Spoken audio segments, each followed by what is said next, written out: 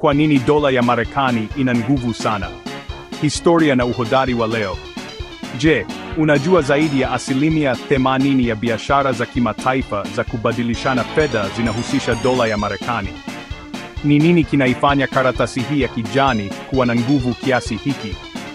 Hii hapa sababu kwa nini dola inatawala dunia.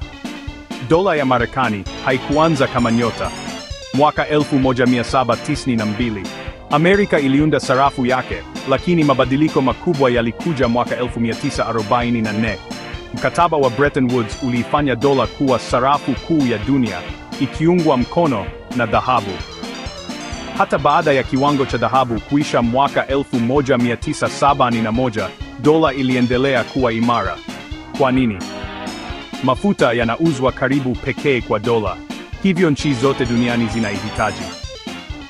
Uchumi wa Marekani ni mkubwa na unaaminika, na karibu 60% ya akiba ya fedha duniani inashikiliwa kwa dola.